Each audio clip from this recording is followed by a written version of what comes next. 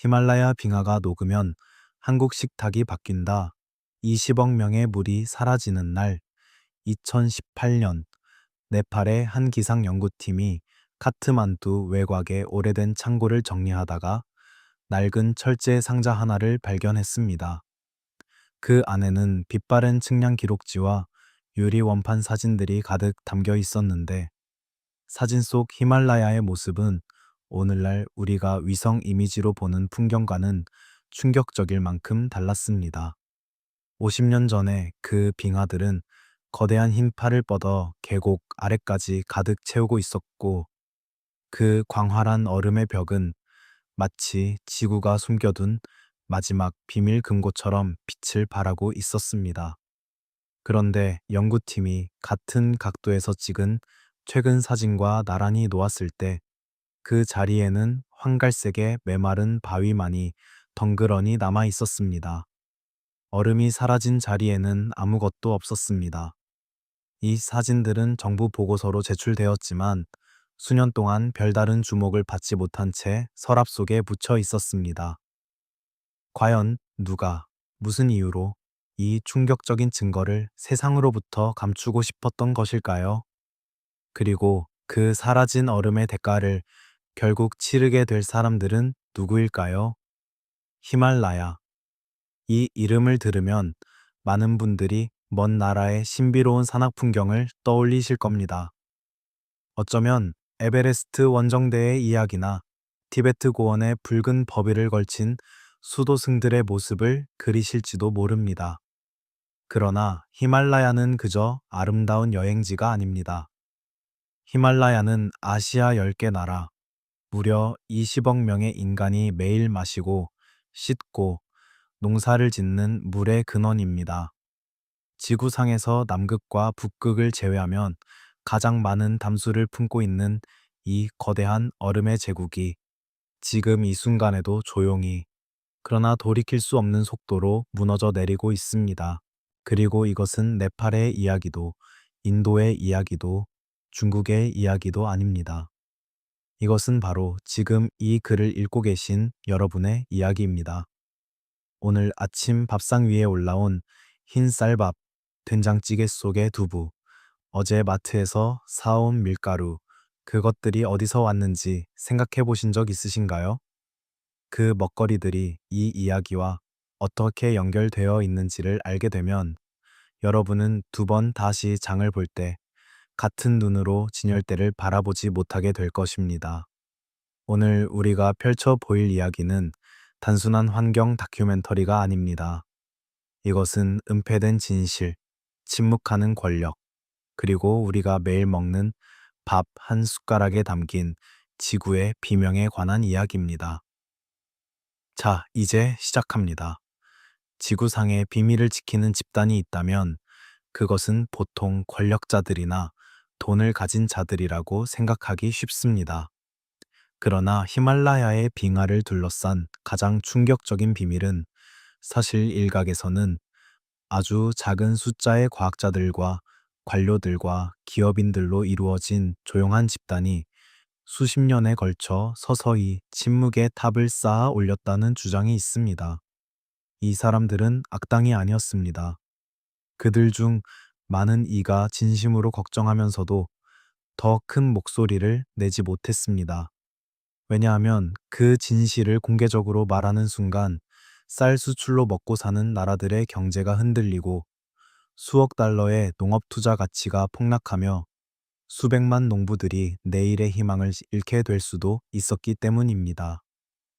그 무게가 얼마나 무거운 것인지 우리는 쉽게 판단하기 어렵습니다. 그러나 그 침묵이 세상을 어디로 이끌었는지는 이제 누구나 볼 수 있게 되었습니다. 히말라야 빙에 관한 과학적 연구가 본격적으로 시작된 것은 20세기 중반의 일이었습니다. 당시 연구자들은 이 거대한 빙하군이 단순한 자연 경관이 아니라 아시아 전체 농업 시스템의 근간을 이루는 수자원의 보고라는 사실을 조금씩 이해하기 시작했습니다. 겐지스강, 인더스강, 브라마푸트라강, 메콩강, 양쯔강.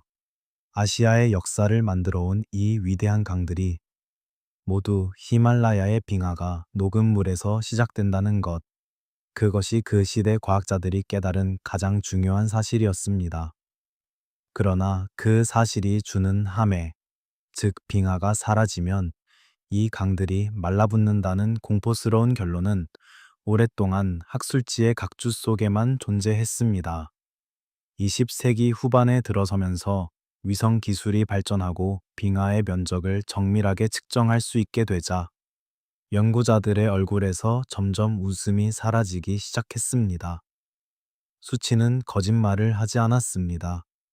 히말라야의 빙하는 해마다 수십 년에 걸쳐 육안으로도 확인될 만큼 빠르게 작아지고 있었습니다. 그 속도는 20세기 초반과 비교했을 때 2배, 3배로 가속되고 있었고, 기후 모델들은 이 세기가 끝나기 전에 히말라야 빙하의 3분의 1에서 많게는 절반 가까이가 돌이킬 수 없이 사라질 것이라는 끔찍한 예측을 내놓기 시작했습니다. 그런데 이 연구 결과들이 세상에 알려지는 방식에는 언제나 묘한 지연이 있었습니다. 학술 논문은 발표되었지만 정책으로 이어지지 않았습니다. 경고는 울렸지만 행동은 따라오지 않았습니다. 국제기후협약의 협상 테이블에서 히말라야 빙하의 문제는 번번이 더 급하거나 더 정치적으로 민감한 의제들에 밀려 뒤편으로 사라졌습니다. 그리고 그 사이 히말라야의 얼음은 계속해서 녹아내렸습니다. 오늘 이 순간에도, 우리가 이 이야기를 읽는 동안에도. 그렇다면 이 침묵은 정말 우연이었을까요? 아니면 이 침묵을 편리하게 여기는 사람들이 어딘가에 있었던 것일까요? 그리고 가장 중요한 질문, 그 침묵의 대가를 가장 먼저, 가장 혹독하게 치르게 될 사람들은 과연 누구일까요? 2020년 가을, 서울의 한 대형 마트에서 장을 보던 주부가 있었습니다. 그녀는 늘 사던 인도산 렌틸콩이 없어진 자리에 아무것도 놓여 있지 않은 것을 보고 직원에게 물었습니다. 직원은 어깨를 으쓱하며 물 부족으로 작황이 안 좋았대요 라고 말했습니다. 그 주부는 고개를 끄덕이고 다른 상품을 골랐습니다.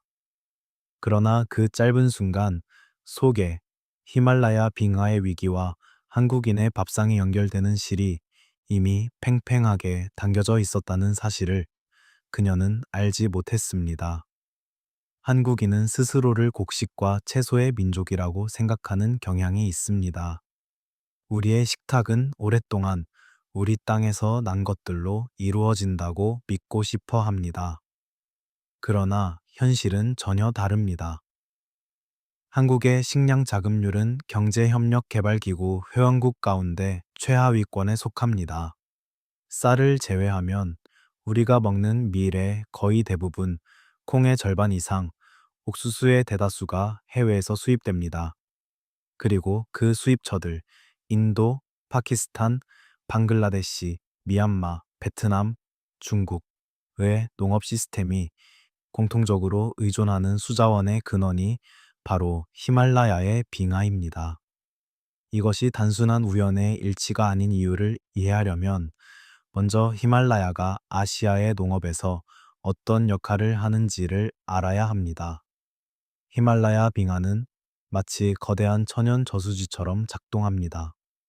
겨울 동안 눈과 얼음이 쌓이고 여름이 되면 천천히 녹아 강으로 흘러내립니다.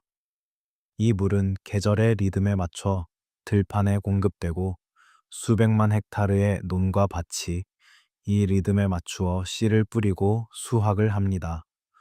농부들은 세대에서 세대로 이 리듬을 몸으로 익혔고 문명 전체가 이 리듬 위에 지어졌습니다.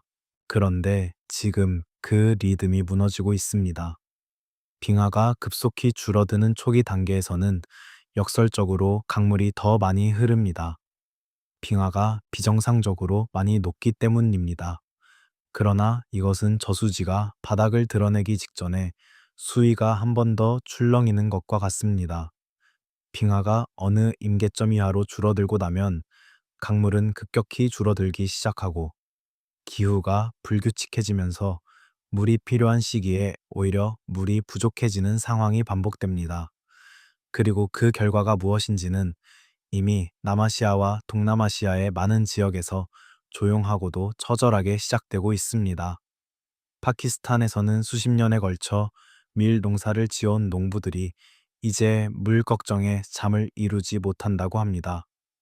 인더스강의 수량이 불안정해지면서 어떤 해에는 홍수로 밭이 잠기고 어떤 해에는 가뭄으로 흙이 갈라집니다.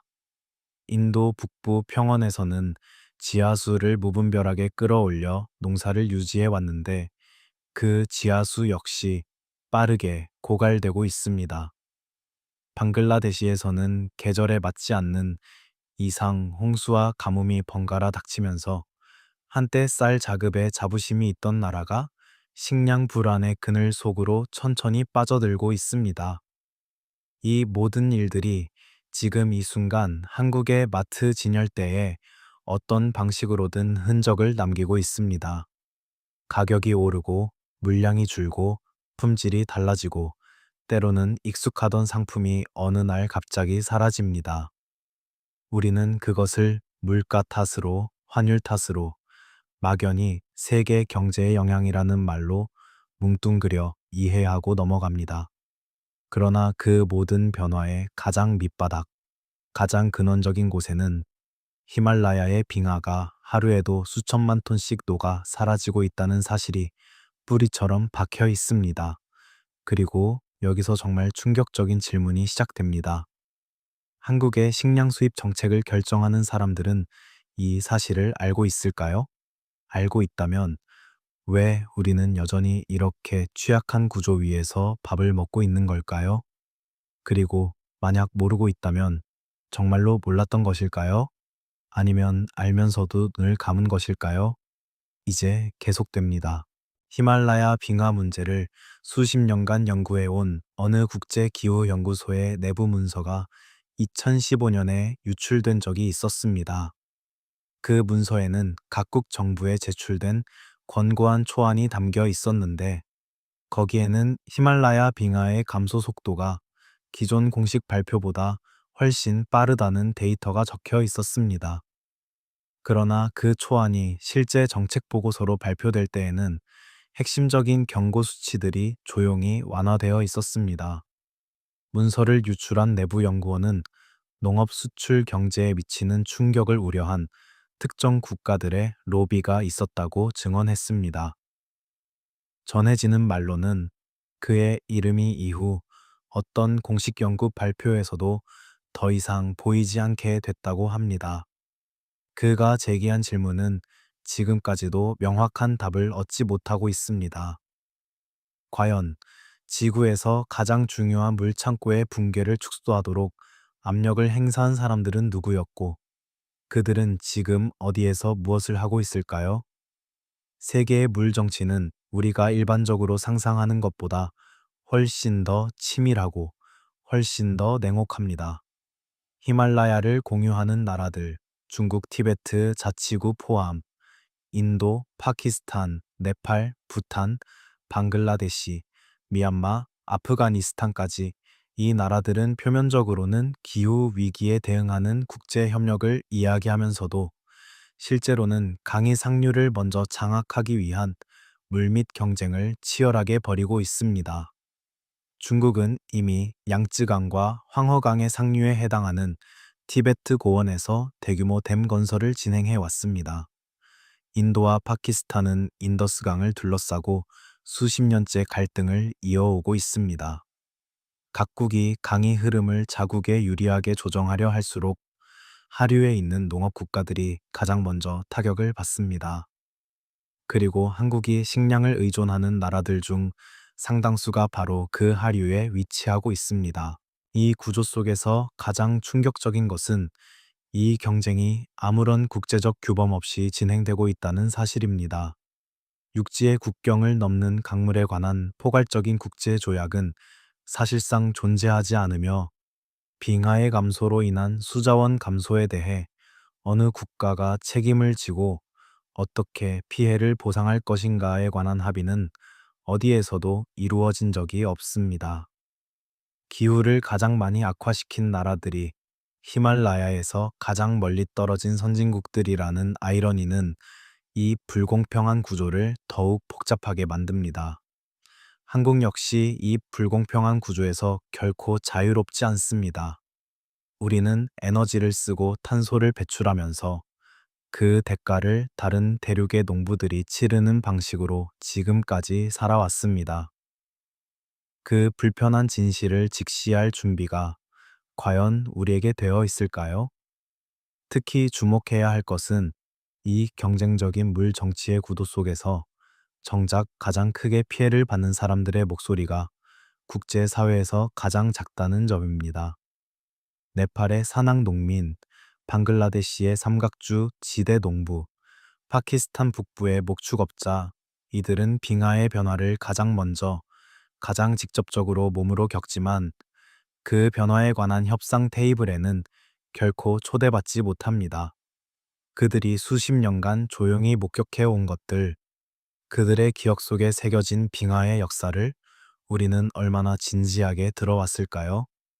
그리고 그들의 이야기가 결국 우리의 밥상과 연결된다는 것을 안다면 우리는 그 목소리를 여전히 먼 나라의 사정으로 흘려들을 수 있을까요? 2017년 봄, 파키스탄의 훈자 계곡에서 예상치 못한 일이 벌어졌습니다. 수십 년간 이 지역 농업용수를 공급하던 울타르 빙하가 예년보다 훨씬 빠르게 녹기 시작하면서 하류의 빙하에 엄청난 양의 물이 갑자기 쏟아져 들어온 것입니다. 며칠 만에 물이 넘쳐 흐르고 제방이 터지면서 계곡 아래 마을 수백 채가 순식간에 물에 잠겼습니다. 논밭이 사라지고 도로가 끊어지고 한 세대에 걸쳐 일군 삶의 터전이 하룻밤 사이에 사라졌습니다. 그 마을 사람들은 이것이 처음 있는 일이 아니라고 말했습니다. 이미 수년 전부터 빙하가 이상하게 빠르게 녹고 있다는 것을 느꼈지만 그 경고를 아무도 진지하게 들어주지 않았다는 것이었습니다. 빙하가 보낸 마지막 신호를 우리는 얼마나 많이, 얼마나 오랫동안 무시해 왔던 것일까요? 훈자 계곡의 이야기는 히말라야 전역에서 반복되는 하나의 패턴을 보여줍니다. 빙하가 사라지는 과정은 결코 천천히 예측 가능하게 진행되지 않습니다. 그것은 마치 오랫동안 버텨온 댐이 어느 순간 한꺼번에 무너지듯 임계점에 이르면 갑작스럽고 폭력적인 방식으로 터져 나옵니다. 과학자들은 이것을 빙하, 호수, 결빙 붕괴, 글레이셜 레이크 아웃버스트 플러드라고 부르는데 이 현상이 히말라야 지역에서 지난 수십 년 사이 발생 빈도가 2배 이상 증가한 것으로 집계되고 있습니다. 빙하가 녹는 물이 고지대에 고여 있다가 어느 순간 그 무게를 견디지 못한 자연 제방이 무너지면서 거대한 물의 파도가 아래로 쏟아집니다. 이 파도 앞에서 인간이 만든 구조물은 아무런 힘을 쓰지 못합니다. 그러나 이 급작스러운 홍수보다 더 길고 깊은 공포는 그 이후에 찾아옵니다. 빙하가 사라진 자리에는 더 이상 여름에 녹아 흘러내리는 안정적인 물이 없습니다. 인도와 파키스탄, 방글라데시를 비롯한 남아시아 국가들의 강은 여름 몬순 계절에 빗물로만 채워지게 되는데 기후 변화로 인해 몬순 강수 패턴 역시 불규칙해지고 있습니다. 어떤 해에는 폭우가 쏟아져 홍수가 나고 어떤 해에는 비가 오지 않아 강바닥이 드러납니다. 농부들은 이 불규칙성 속에서 씨를 언제 뿌려야 할지, 수확을 언제 해야 할지 더 이상 판단하기 어려워졌습니다. 수천 년에 걸쳐 쌓인 농업의 지혜가 기후 변화 앞에서 무용지물이 되어가고 있는 것입니다. 여기서 한국으로 눈을 돌려봅시다. 한국의 식량 수입 통계를 들여다보면 이 모든 이야기가 숫자로 연결되는 것을 볼 수 있습니다. 한국이 수입하는 밀의 절반 가까이는 호주산이지만 나머지는 미국, 캐나다, 그리고 점점 비중이 줄어들고 있기는 하나 남아시아산이 포함됩니다. 수입 콩의 경우 미국과 브라질산이 주류를 이루지만 아시아 각국에서 수입되는 식품 원료들, 쌀, 녹두, 렌틸, 각종 향신료, 가공식품의 원료, 은 상당 부분 히말라야 수계에 의존하는 국가들에서 옵니다. 이 연결 고리들이 하나씩 끊어지기 시작할 때 우리의 밥상은 예고 없이 달라지기 시작합니다. 그리고 실제로 그런 일들이 이미 일어나고 있습니다. 2010년대 중반 이후 남아시아의 이상 기후로 인한 작황 부진이 한국 시장에 미치는 영향이 조금씩, 그러나 분명하게 감지되기 시작했습니다. 특정 수입 식품의 가격이 올라가고 공급이 불안정해지며 대체제를 찾아야 하는 상황이 반복됩니다.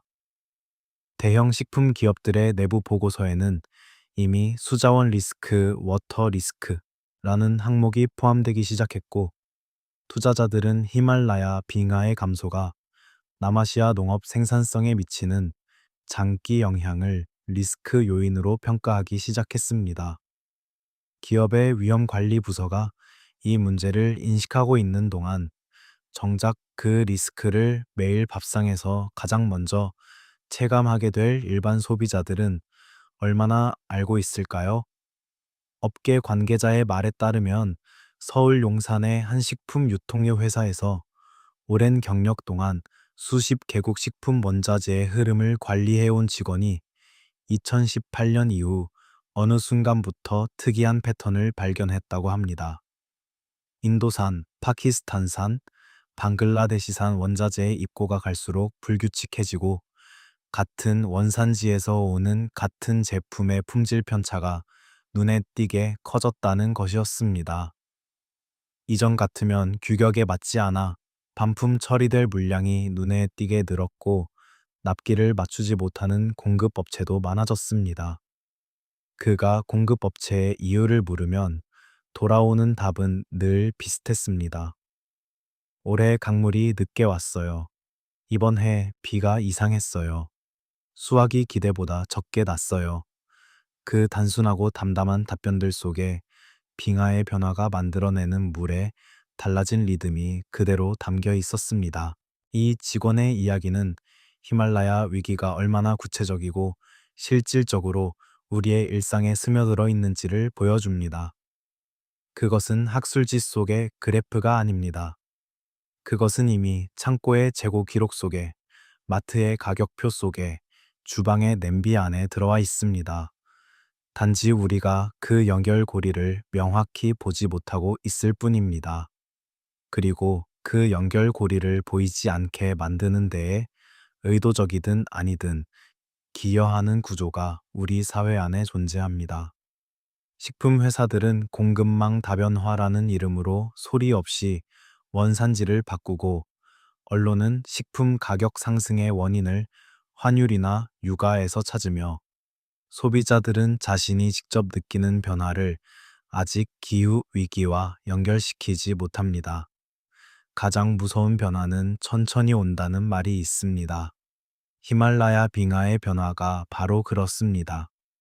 하루아침에 드라마틱한 사건이 일어나는 것이 아니라 조금씩 계속해서 우리가 적응할 사이도 없이, 그러나 어느 순간 돌이키기에는 너무 멀리 와버린 지점에서야 비로소 실감하게 되는 방식으로 진행됩니다.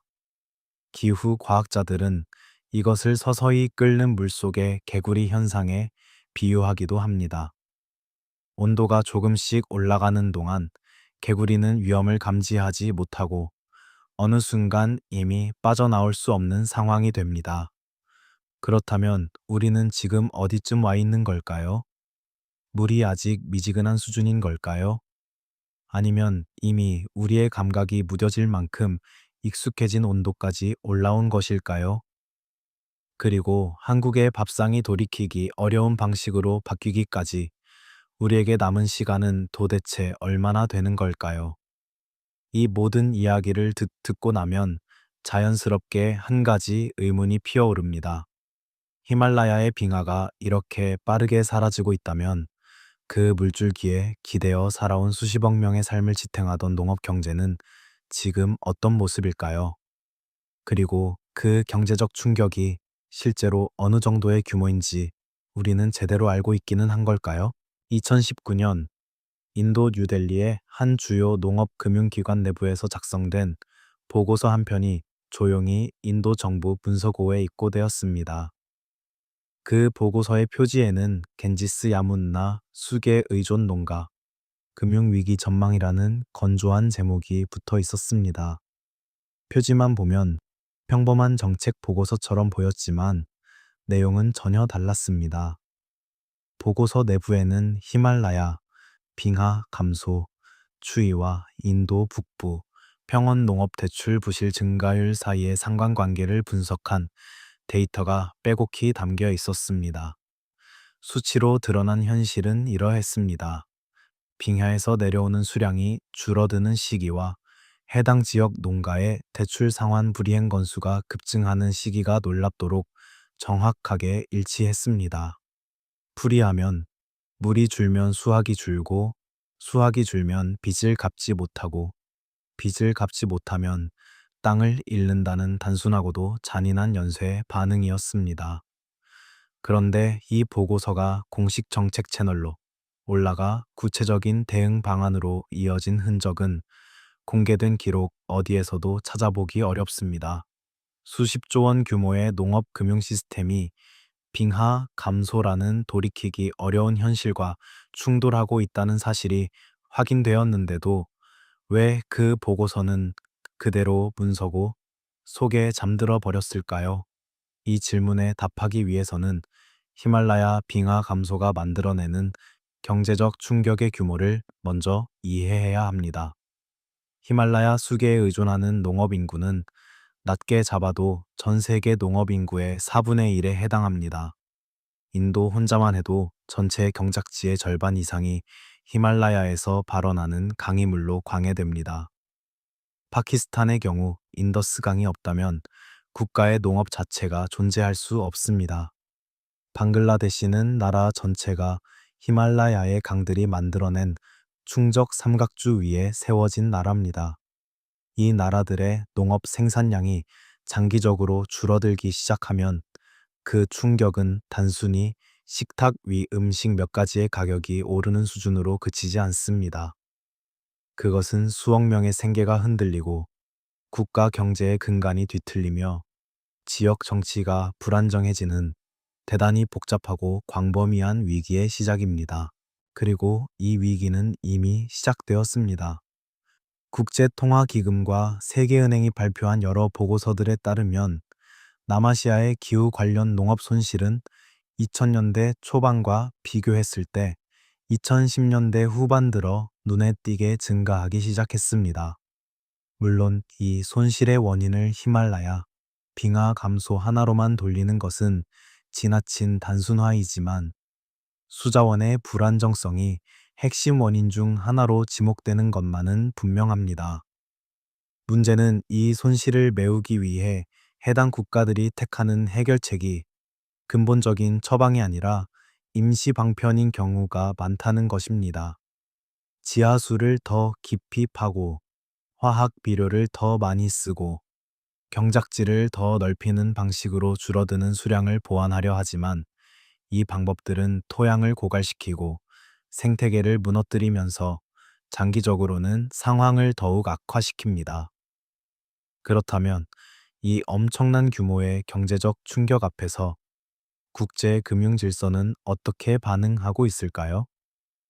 그리고 그 반응의 방향이 한국의 식량 수입 구조에 어떤 영향을 미치고 있을까요?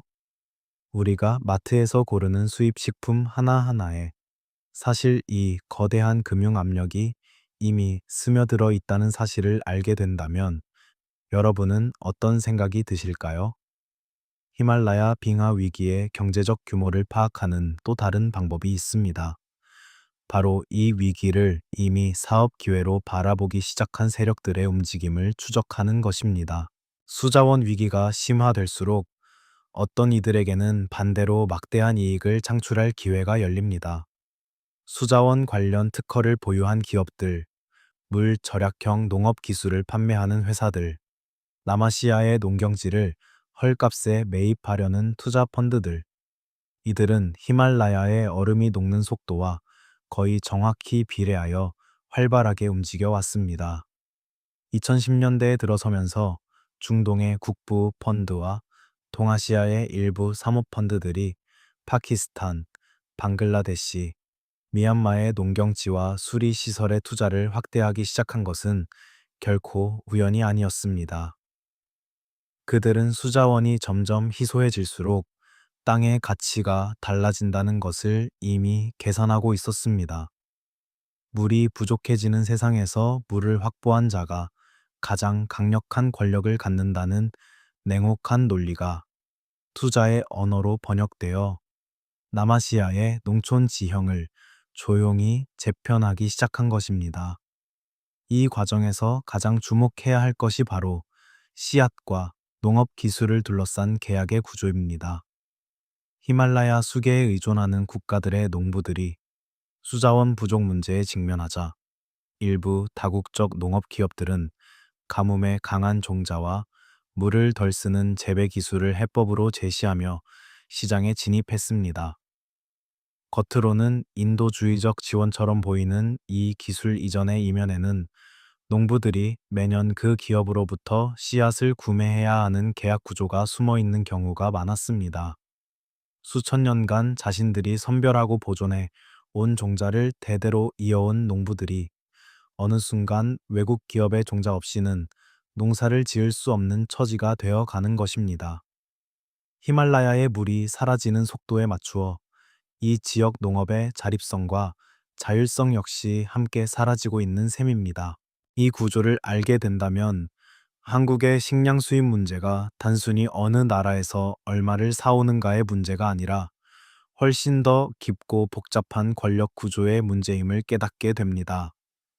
우리가 수입하는 식품들의 생산 기반이 흔들리는 것은 자연재해의 결과이기도 하지만 동시에 그 위기를 이용하는 경제 권력의 움직임과도 얽혀 있습니다.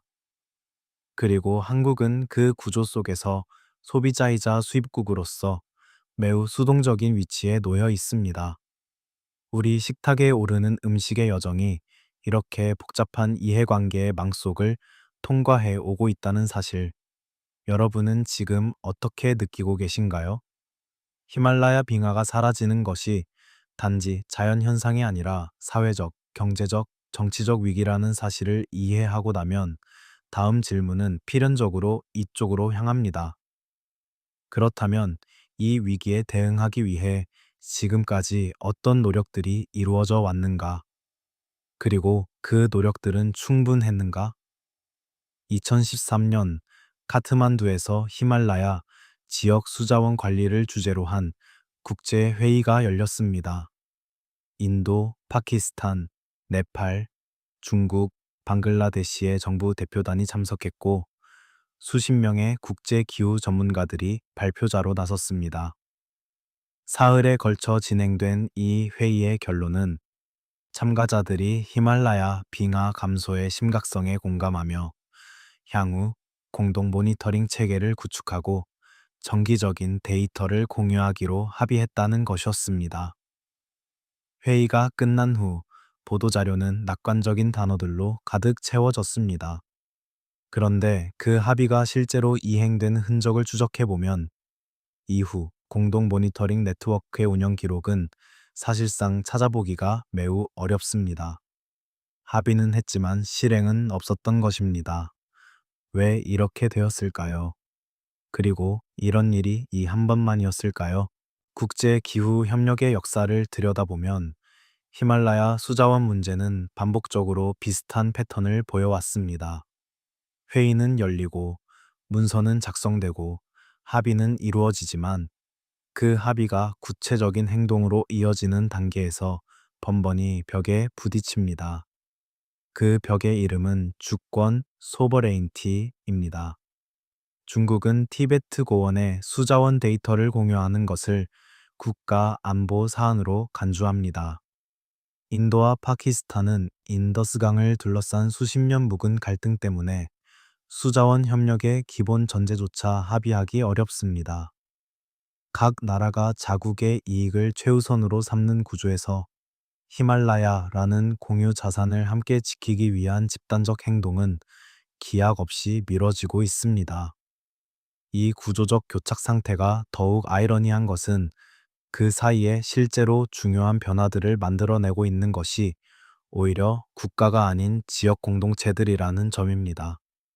네팔의 일부 산악 마을에서는 전통적인 빙하 관리 방식을 되살려 인공적으로 얼음을 축적하는 아이스 스투파 실험이 시작되었습니다.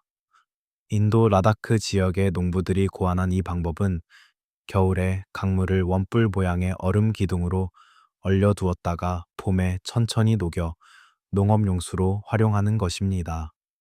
파키스탄에서도 지역 단위의 절수농업 기술 전파와 빗물 수집 시스템 구축이 정부 지원 없이 민간 주도로 진행되고 있습니다. 거대한 국제 협약이 교착에 빠진 사이 실제로 물이 사라지는 현장에서 살아가는 사람들은 자기 방식으로 대응을 시작한 것입니다. 그렇다면 이 작은 목소리들의 귀를 기울이는 것이야말로 거대한 담론보다 더 현실적인 출발점이 될 수 있지 않을까요? 이 국제적인 교착 상태를 더욱 복잡하게 만드는 또 하나의 요소가 있습니다. 바로 히말라야 빙하 위기를 둘러싼 정보 자체가 불균등하게 분배되어 있다는 사실입니다. 히말라야의 빙하 상태를 가장 정확하게 파악할 수 있는 데이터는 크게 두 가지 경로로 수집됩니다. 하나는 현지 측량과 기상 관측소의 데이터이고 다른 하나는 위성 관측 데이터입니다. 그런데 현지 관측소 네트워크는 히말라야 전역에서 극도로 불균등하게 분포해 있습니다. 접근이 용이한 지역에는 비교적 충실한 관측 인프라가 갖춰져 있지만 고도가 높고 인적이 드문 지역은 수십 년째 데이터 공백 상태로 남아 있습니다. 그 공백이 클수록 빙하 감소의 실제 속도에 대한 과학계의 추정치도 크게 엇갈립니다. 낙관적인 추정과 비관적인 추정 사이의 격차가 큰 것은 실제로 빙하가 어느 정도 속도로 줄고 있는지를 충분한 데이터를 가지고 정확히 측정하는 것이 기술적으로도 물리적으로도 여전히 매우 어렵기 때문입니다. 위성 데이터는 이 공백을 일부 메워주지만 그 데이터를 분석하고 해석하는 역량이 선진국과 개발도상국 사이에 크게 차이가 납니다. 미국 항공우주국 나사터이나 유럽 우주기구 ESA의 위성 데이터는 공개되어 있지만 그것을 실제로 의미 있는 정책 결정에 활용할 수 있는 분석 역량을 갖춘 기관은 전 세계적으로 많지 않습니다. 히말라야 빙의 가장 직접적인 이해관계를 가진 나라들, 네팔, 부탄, 방글라데시, 파키스탄은 아이러니하게도 그 데이터를 활용할 기술 인프라가 가장 취약한 나라들이기도 합니다. 정보는 있지만 그 정보를 이해하고 활용하는 것이 누구에게나 균등하게 열려 있지 않습니다. 그리고 이 정보의 불균등은 곧 권력의 불균등으로 이어집니다. 빙하 감소의 데이터를 해석하고 그것을 정책 언어로 번역하고 국제 협상의 자리에서 자국의 이익을 관철시키는 것, 이 모든 과정에서 데이터를 쥔 쪽이 유리합니다. 히말라야의 물이 사라지는 속도를 누가 어떤 방식으로 측정하고 발표하느냐에 따라 어떤 나라는 보상을 받고 어떤 나라는 침묵을 강요받는 상황이 만들어질 수 있습니다.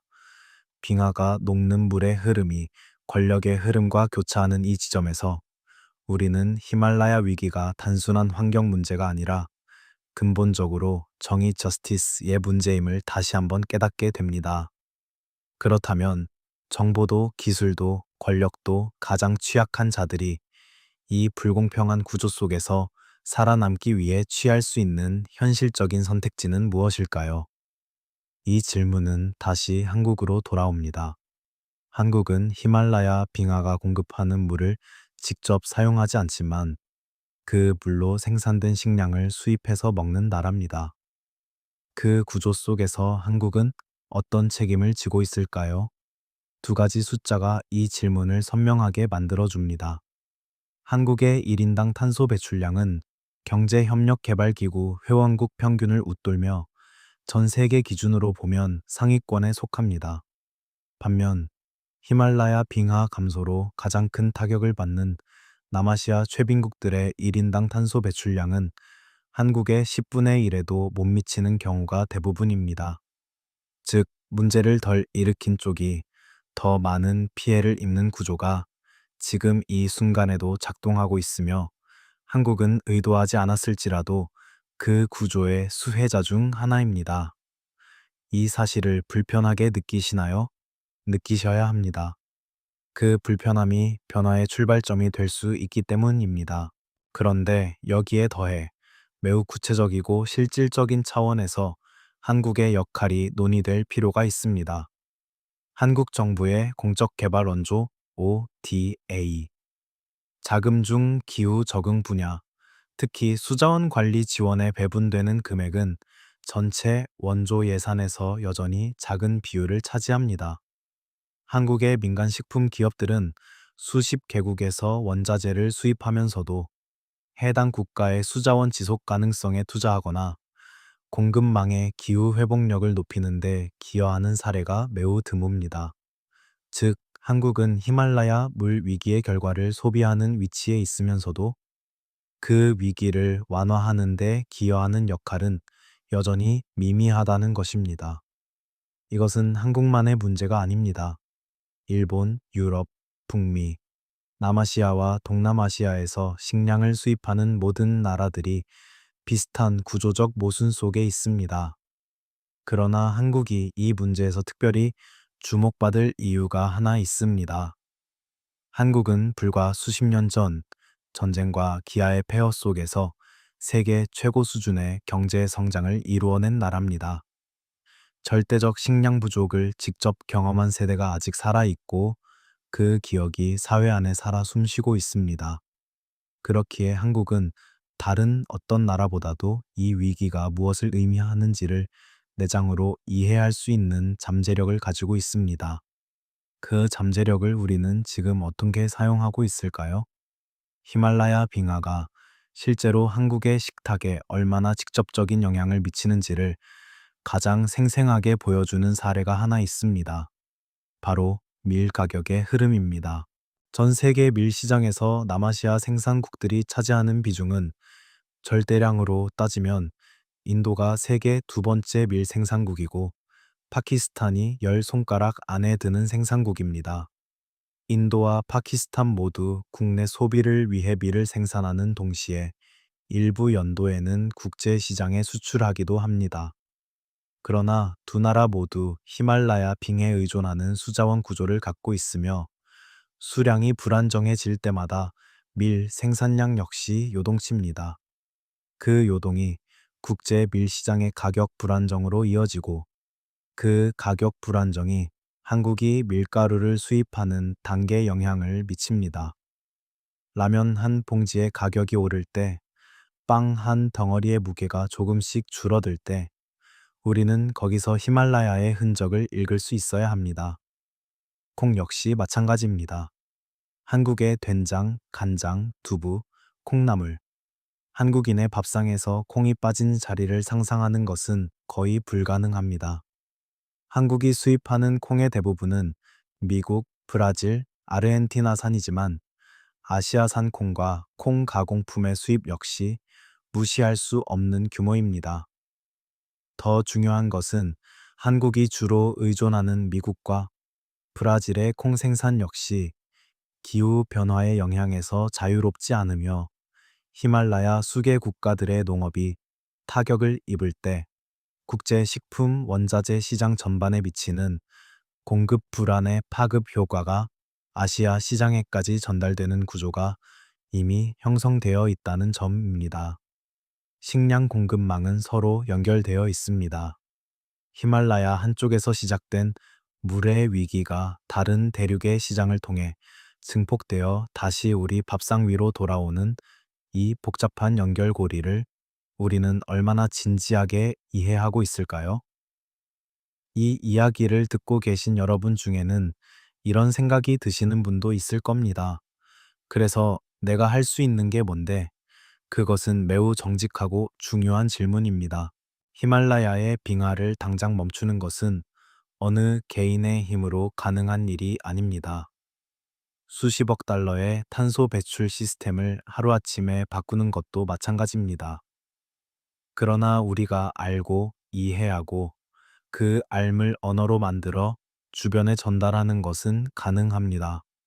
식량이 어디서 오는지, 그 식량이 만들어지는 과정에서 물이 어떤 역할을 하는지, 그리고 그 물의 원천이 지금 어떤 위기에 처해 있는지를 아는 것, 그것이 변화의 가장 기초적인 재료입니다. 실제로 소비자의 인식이 기업의 행동을 바꾼 사례는 적지 않습니다. 공정무역 인증이 세계 소비 시장의 자리를 잡은 것도 처음에는 소수의 소비자들이 이 물건이 어디서 어떻게 만들어졌는지 알고 싶다고 요구하기 시작했기 때문입니다. 수산물 원산지 표시 규정이 강화된 것도, 식품 원재료에 BGMO 표시가 정착된 것도 처음에는 질문을 던진 소비자들이 있었기 때문에 가능했습니다. 히말라야 수계의 지속 가능성에 대한 질문도 같은 방식으로 시작될 수 있습니다.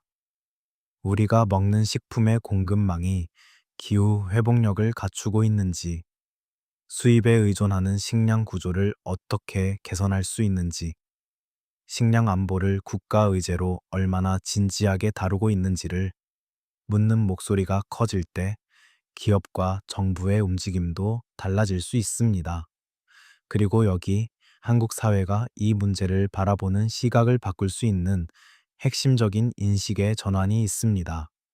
우리는 지금까지 히말라야의 빙하 위기를 환경 문제로 분류해 왔습니다. 환경 문제라는 카테고리는 많은 사람들에게 여전히 중요하지만 긴급하지 않은 또는 전문가들이 다루어야 할 문제처럼 느껴집니다. 그러나 이것은 식량 안보의 문제이고 경제 안보의 문제이고 나아가 국가 생존의 문제입니다. 그 프레임으로 바라볼 때 히말라야의 빙하는 더 이상 먼 나라의 자연 경관이 아니라 지금 당장 우리의 식탁과 연결된 현실의 문제가 됩니다. 이 인식의 전환이 한국 사회에서 얼마나 빠르게 그리고 얼마나 넓게 일어날 수 있을까요? 히말라야의 물이 사라지고 있다는 사실을 수십 년간 가장 가까이에서 목격해온 사람들이 있습니다. 그들은 과학자도 아니고 정치인도 아닙니다. 파키스탄 북부 길깃발티스탄의 한 마을에서 40년 넘게 농사를 지어온 한 노인은 기자가 빙에 대해 묻자 이렇게 말했다고 합니다. 내가 어릴 때는 저 빙하가 마을 끝까지 내려와 있었어요. 우리는 여름이면 그 옆에서 놀았고 냇물은 항상 차갑고 넘쳤습니다. 지금은 보세요. 거기 바위밖에 없잖아요. 물이 언제 올지 얼마나 올지 아무도 몰라요. 그는 40년간 자기 눈으로 빙하가 줄어드는 것을 보아왔지만 그 경험을 공식적으로 기록한 문서는 어디에도 없었습니다. 그의 이야기는 국제기후협약의 부속서에도 정부 정책 보고서의 각주에도 들어간 적이 없습니다. 그러나 그가 말한 것은 위성 데이터가 숫자로 보여주는 것과 정확히 같은 현실이었습니다. 그렇다면 우리는 왜 그토록 오랫동안 가장 가까이에서 가장 오래 지켜본 사람들의 목소리를 듣지 않았던 걸까요? 이 노인의 이야기가 전해진 것은 2016년 기후 정의를 연구하는 파키스탄 출신의 한 젊은 연구자가 길깃발티스탄 일대의 농촌 마을들을 직접 발로 다니며 주민들의 증언을 수집하는 프로젝트를 진행했기 때문입니다. 그 연구자의 이름은 공식적인 학술 논문보다는 소규모 NGO 보고서에 더 자주 등장했고, 그의 작업은 주요 기후 학술지에 실리지 못했습니다. 그러나 그 보고서 안에 담긴 마을 사람들의 증언들은 어떤 정밀 측량 데이터보다도 더 구체적이고 생생하게 히말라야의 현실을 전달했습니다. 마을 사람들은 20년 전부터 뭔가 달라졌다고 입을 모았습니다. 예전에는 5월 말이면 어김없이 빙하 녹은 물이 내려와 밭을 적셔 주었는데 이제는 그 시기가 해마다 달라진다고 했습니다. 어떤 해에는 너무 일찍 물이 많이 내려와 밭이 잠기고 어떤 해에는 씨앗을 뿌려 놓고도 물이 오지 않아 그냥 타들어 간다고 했습니다. 세대에서 세대로 전해 내려온 파종 시기와 수확 시기의 지혜가 이제는 맞지 않는 옷처럼 몸에 걸쳐져 있다고 했습니다. 한 여성은 우리 시어머니가 가르쳐 준 대로 하면 이제는 틀려요 라고 말하면서 그 말의 무게를 스스로도 감당하기 어려운 듯 잠시 말을 멈추었다고 합니다. 이 증언들이 특히 중요한 이유는 그것이 기후 변화의 통계가 아니라 살아있는 경험이기 때문입니다. 수치는 추상적이지만 사람의 이야기는 구체적입니다. 5월이면 어머니가 끓여주던 보리죽 한 그릇, 여름이면 차가운 빙하 냇물에 발을 담그던 아이들의 기억, 가을 거뒷때 온 마을이 함께 모여 노래를 부르던 풍경, 이 모든 것들이 빙하와 함께 사라지고 있습니다. 기후 위기는 탄소 농도의 문제이기 이전에 사람들의 삶의 방식과 공동체의 기억이 지워지는 문제입니다. 한국의 어느 마을에서 할머니가 된장을 담글 때 사용하는 콩이 이 이야기와 연결되어 있다는 것을 알게 되면 우리는 그 그릇에 담긴 된장을 조금 다른 마음으로 바라보게 되지 않을까요? 히말라야를 둘러싼 수십 개의 공동체들이 수십 년간 이 변화를 몸으로 기록해 왔음에도 그 기록이 국제사회의 행동을 이끌어내는데 번번이 실패해 온 것은 단지 관심이 부족해서가 아닙니다. 그 이면에는 누구의 목소리가 공식적인 것으로 인정받고 누구의 경험이 증거로 채택되는가를 결정하는 보이지 않는 권력 구조가 있습니다.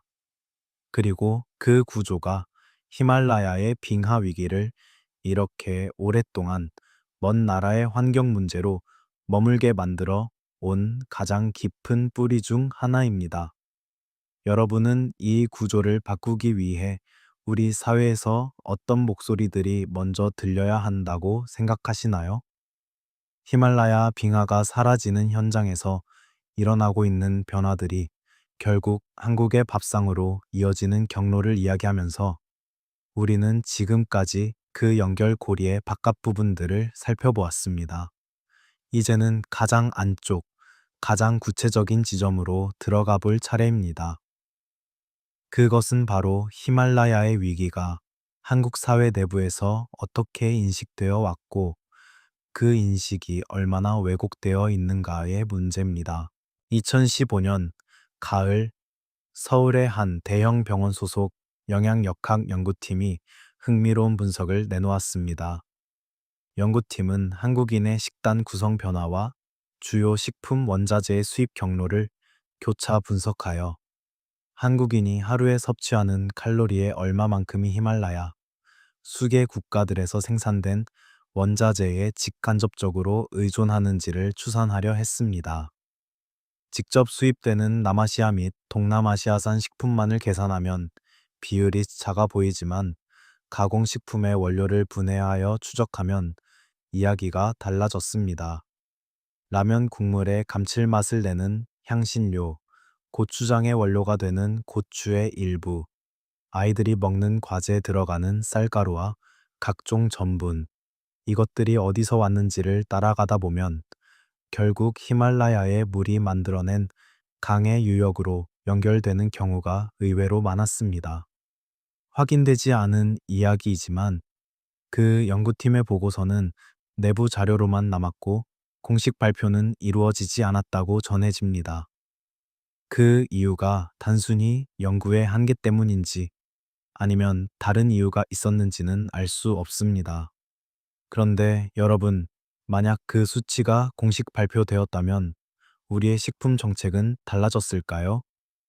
이 이야기를 특히 충격적으로 만드는 것은 한국의 의료계와 영양학계가 오랫동안 식량 안보와 기후 변화를 별개의 문제 영역으로 다루어 왔다는 사실입니다. 병원에서 환자에게 건강한 식단을 처방하는 의사가 그 식단을 구성하는 식재료의 생산 기반이 기후 위기로 무너지고 있다는 사실을 진료의 맥락에서 고려한다는 것은 지금까지 거의 상상되지 않았습니다.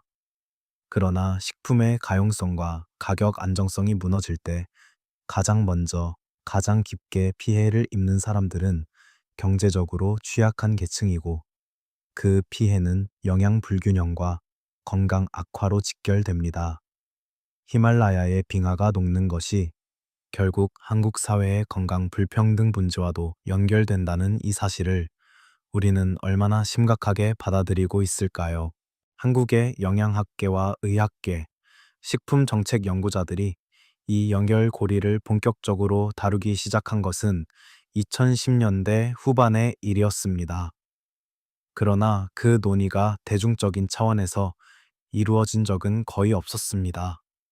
기후 위기를 다루는 언론 보도는 주로 탄소 감축 목표나 재생에너지 정책에 집중되어 있었고, 식량 공급망의 기후 취약성이나 히말라야 수자원 감소가 한국 식탁에 미치는 영향에 대한 심층 보도는 매우 드물었습니다. 결과적으로 한국 사회가 이 문제를 인식하는 수준은 그 문제의 실제 심각성에 비해 현저히 낮은 상태에 머물러 있습니다. 지금 이 순간에도 그 격차는 좁혀지지 않고 있습니다. 우리에게 필요한 것은 더 많은 데이터가 아니라 이미 있는 데이터를 제대로 연결해 볼 의지인지도 모릅니다. 그 의지가 어디서 나올 수 있는지 여러분은 어떻게 생각하시나요? 히말라야의 빙하가 사라지고 있다는 것을 가장 오래, 가장 기묘한 방식으로 알고 있었던 사람들이 따로 있습니다. 그들은 학자도 아니고 관료도 아닙니다. 히말라야 깊은 산속에 수도원을 짓고 수백 년을 살아온 티베트 불교의 승려들입니다. 전해 내려오는 이야기에 따르면 라싸 북쪽 해발 4,500m가 넘는 고원지대에 자리한 한 오래된 수도원의 기록 문서들 중에는 매년 특정 빙하의 위치와 크기를 기록한 목록이 포함되어 있다고 합니다. 그 기록은 순전히 종교적인 이유로 시작되었습니다. 그 빙하는 오래전부터 그 지역 사람들에게 신성한 존재로 여겨졌고, 매년 여름 특정 날에 빙하의 상태를 확인하고 기록하는 것이 수도원의 의례 중 하나로 자리 잡았습니다. 수백 년에 걸쳐 이어진 이 기록 속에는 어느 시점부터인가 해마다 빙하의 끝자락이 조금씩 더 높이 올라가고 있다는 메모들이 조심스럽게 적혀 있었습니다. 한 노승이 20세기 중반에 남긴 기록에는 이런 말이 있었다고 합니다. 눈의 신이 발을 거두고 있다. 그것이 무엇을 의미하는지 우리는 기도 속에서 묻는다. 그 기도의 답을 지금 우리는 과학의 언어로 받고 있는 셈입니다.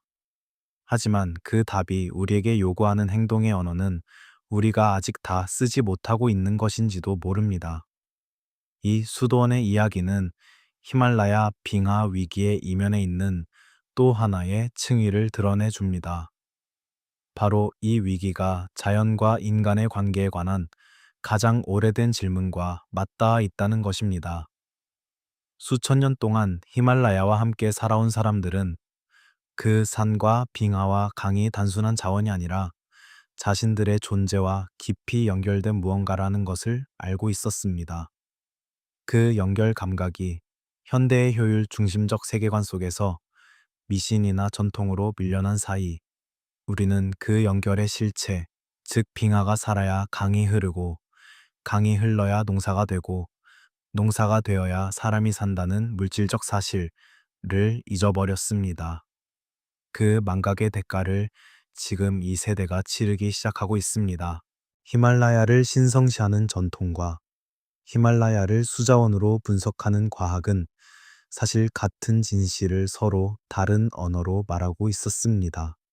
그 진실은 이것입니다.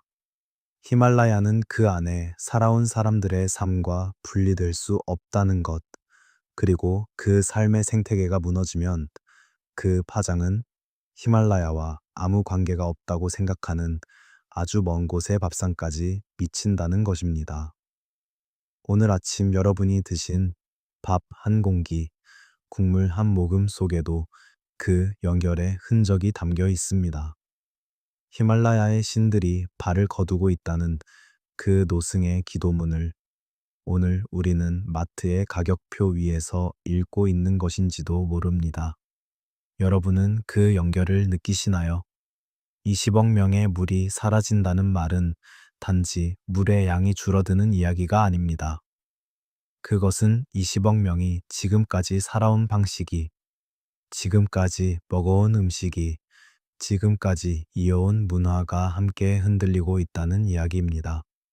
그리고 그 흔들림은 히말라야와 수천 킬로미터 떨어진 한국의 식탁에도 이미 닿아 있습니다. 이 이야기를 처음부터 끝까지 따라오신 여러분은 이제 알고 계실 겁니다. 히말라야의 빙하는 환경 다큐멘터리 속의 풍경이 아닙니다. 그것은 우리가 매일 먹는 밥의 재료들이 자라는 땅에 물을 대는 거대한 자연의 저수탑이고, 그 저수탑이 조용히, 그러나 돌이키기 어려운 속도로 비워지고 있습니다. 지난 수십 년간 수많은 경고가 있었습니다.